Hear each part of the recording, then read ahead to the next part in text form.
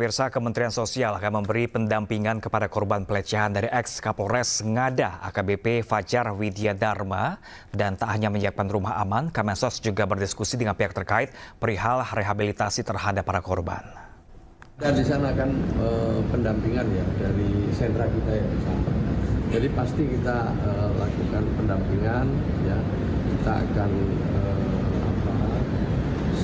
siapkan hal-hal yang memang dibutuhkan.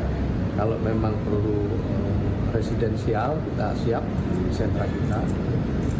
Tapi yang jelas Kementerian Sosial akan berdiskusi dengan para sesepuh di sana, para tokoh-tokoh di sana bagaimana merehab.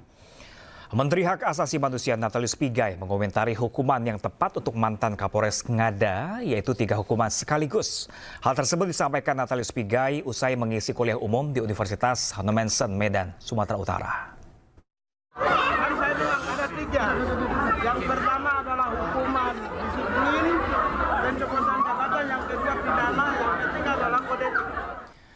Sebelumnya pemirsa, Mabes Polri berjanji akan menindak tegas AKBP Fajar Widyadharma Lukman, ex-Kapolres Ngada tersangka kasus kekerasan seksual terhadap anak di bawah umur.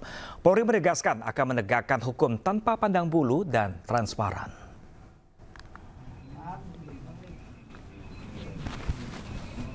Ya pemirsa, inilah AKBP Fajar Widyadharma Lukman yang sebelumnya menjabat sebagai Kapolres Ngada dan sekarang dinyatakan sebagai tersangka kekerasan seksual. Tersangka dihadirkan di Mabes Polri dan akan segera menjalani sidang etik dan pidana. Yang memprihatinkan, tersangka diduga melakukan pelecehan seksual ke 4 orang korban, di mana 3 diantaranya masih di bawah umur berusia 6 tahun, 13 tahun dan 16 tahun. Sementara 1 korban lain berusia 20 tahun.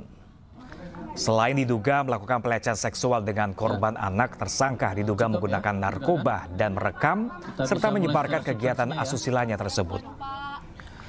Polisi pun telah melakukan pemeriksaan terhadap 16 orang saksi dari peristiwa ini.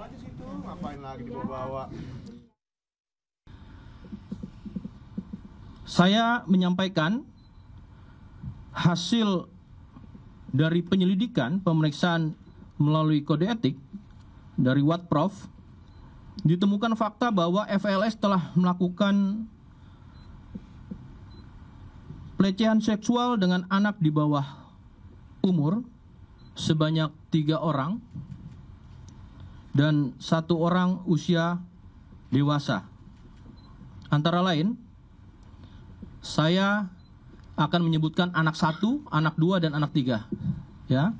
Anak 1 usia 6 tahun, anak 2 usia 13 tahun, anak 3 usia 16 tahun, dan anak, orang dewasa dengan inisial SHDR usia 20 tahun. Sehingga ini bisa diketahui pada konteks sebagai anak dan orang dewasanya.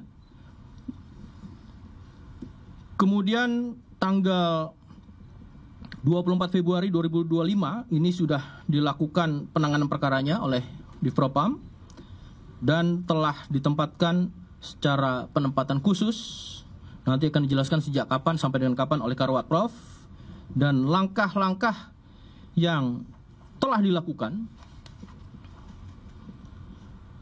yaitu pemeriksaan korban dan saksi-saksi. Saksi yang sudah dilakukan pemeriksaan sebanyak 16 orang. Wakil Gubernur Jakarta Rano Karno larang pengurus RW di Jakarta meminta tunjangan hari raya atau THR kepada pengusaha. Informasi selengkapnya sesaat ini pemirsa. Jangan kemana-mana, tetaplah bersama kami di Ayusia.